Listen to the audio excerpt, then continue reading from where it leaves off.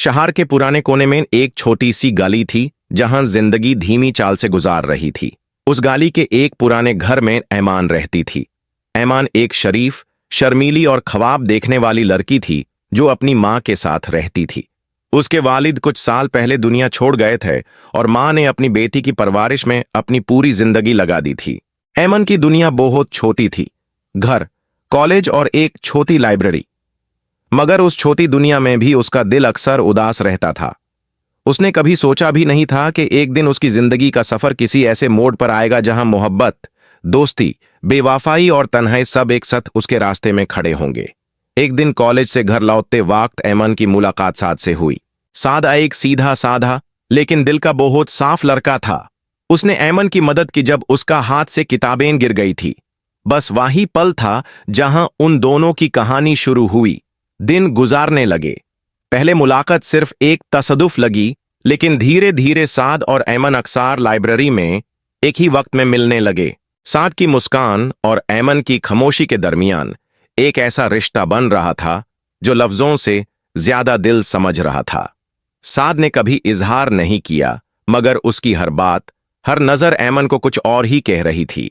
ऐमन भी दिल में कुछ महसूस करती थी, लेकिन उसने कभी अपने जज्बात का इजहार नहीं किया।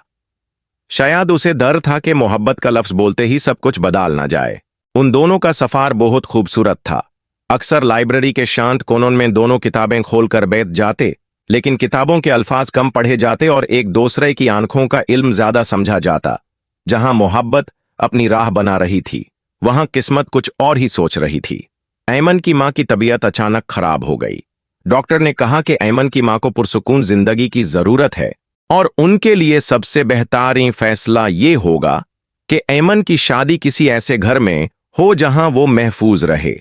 यहां साद ने अपने घर वालों से बात की, लेकिन साद का घराना बहुत अमीर था, जबकि ऐमन एक मिडिल क्लास लड़की थी।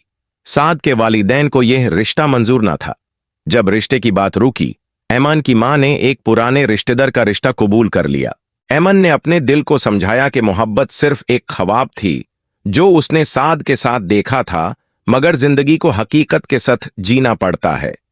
ऐमन की शादी हारिस से कर दी गई, जो एक सक्सेसफुल बिजनेसमैन था, लेकिन जज्बत से बिल्कुल खाली। हारिस ऐमन की इज्जत करता था, लेकिन कभी उसके दिल का हमसफर न बन सका। शादी के बाद साद बिल्कुल टूट गया। उसने दुनिया से अपना रिश्ता तोड़ दिया, कॉलेज छोड़ दिया और सफर पर निकाल गया। कहा जाता है कि उसने शहर छोड़कर एक ऐसे इलाके में अपना घर बना लिया जहां सिर्फ समुंदर की लहरें और उसका तन्हा दिल साथी थे। साल बीत गए। ऐमन की मां का इंतकाल हो गया और हारिस के काम ने उसके घर को और भी खामोश कर दिया।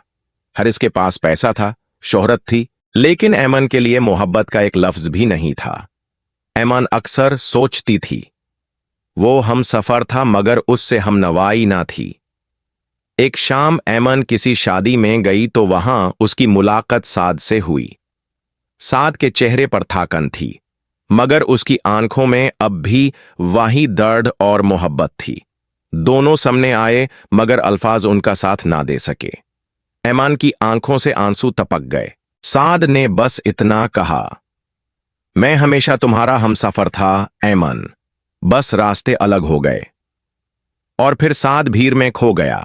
ऐमन की जिंदगी अपनी राह चलती रही, हारिस के साथ एक खामोश सफर में, लेकिन उसके दिल के एक कोने में साद हमेशा जिंदा रहा। एक अधूरा ख्वाब, एक अधूरी मोहब्बत।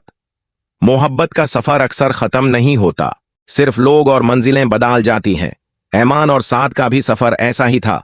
वो हमसफर था, मगर